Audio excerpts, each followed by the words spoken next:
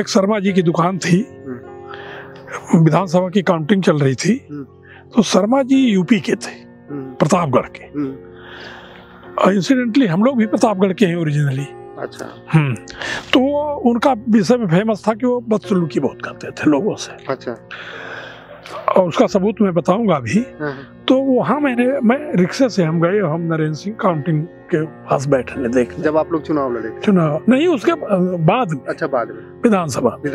हाँ। नहीं, उसके पहले सारी मतलब मेयर होने के पहले। अच्छा, मेयर होने के पहले। हाँ। तो गए तो वहाँ 5 का नोट था मेरे पास।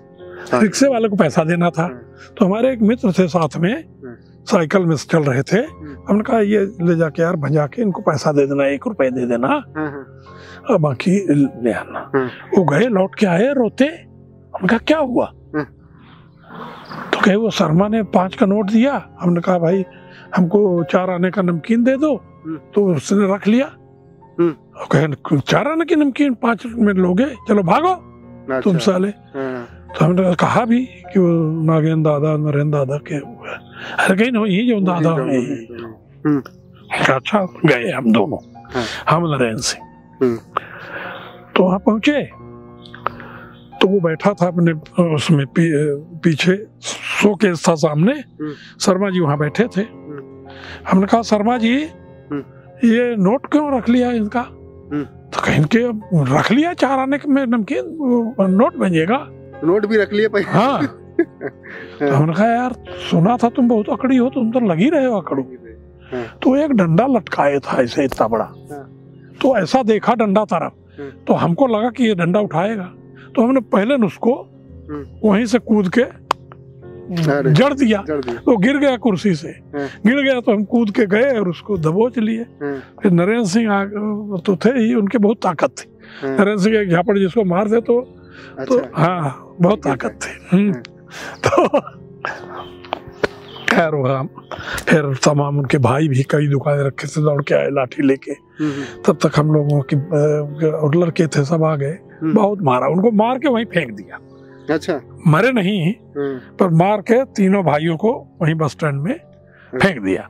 एक IPS आए थे नए नए, वो भी खेलते थे हमारे साथ क्रिकेट।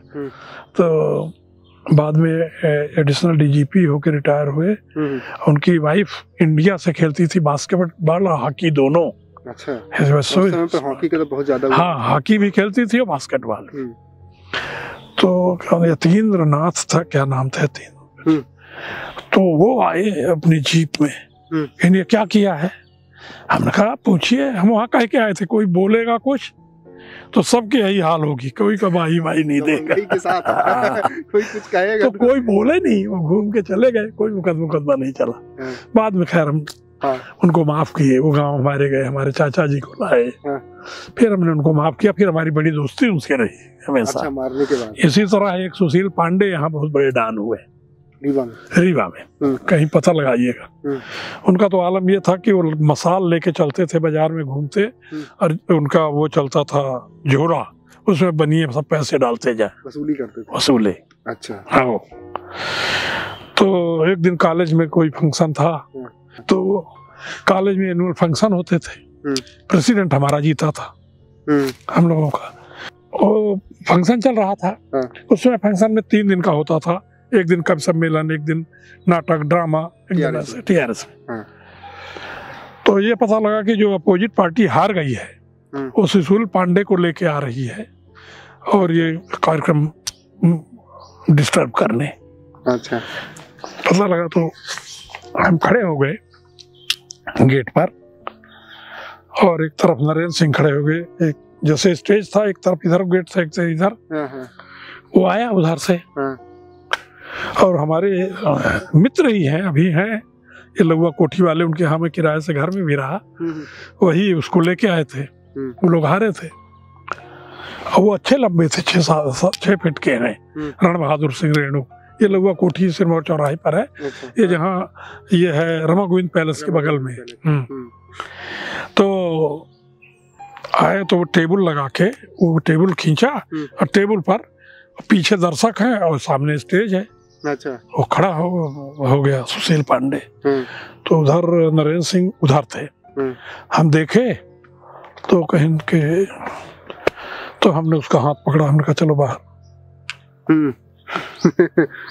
तो कहता है ऐसे ऐसे करता है। तो वो रेणु और उनके शागिर्द खड़े थे, एक एसएफ कमांडेंट थे, उनका लड़का था उस समय यहाँ।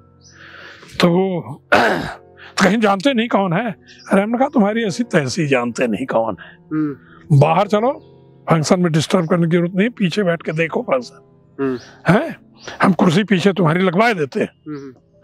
कहीं वो चला, कहीं मैं आता हूँ आधे घंटे में मैं देखता हूँ। हमने कहा अभी तो तुम जाओ, आओगे तो भी देख लूंगा मैं। अच्छा अभी निकलो। उसको बाहर किया, चला गया। उस समय तो चला गया। फिर बाद में, अब लंबी कहानी हो जाएगी, वो चला अदावत और हम लोगों ने ठान लिया कि इसको मारना है। तो वो निकले ना, यही छोटी दरगाह के सामने उसका घर रहता था, एक घर में कब्जा किए था। उसी में रहता था, तो वहीं छत पर से फरसा दिखा घुमाया करे। अच्छा। हम लोग निकले, नरेंद्र सिंह की जीप में हम लोग रोज निकले। अब नरेंद्र सिंह एक दिन जिद में कह दिया कि हम तो घुस के मारेंगे। हमने कहा ये नहीं करेंगे, हम जानते नहीं उसके घर का नक्शा कैसे है, कहाँ से घुसेंगे, कैसे से वो बिना उसके है प्रॉपर पहले घुस के मारे। तो नहीं, ऐसे नहीं मारेंगे उसको, घर में नहीं घुसेंगे। फिर खैर उसका पता लगाया हम लोगों ने, कब कहाँ जा रहा है। एक दिन वो टीकमगढ़ से आ रहा था, तो हमने बस स्टैंड में, उसको जाड़े की रात थी, उतरा और उसको हमने पकड़ लिया। अच्छा, के साथ थे आप? हाँ, हमारे 8-10 लोग थे। पकड़ के ले आए, फिर ले गए, कार थी तालाब वहाँ मारने के लिए, उसको बांध के आए। अच्छा। जंगल में कल सुबह आएंगे, गोली मारेंगे। अरे हाँ। फिर जब हम लोग गए तब तक वो भाग गया था।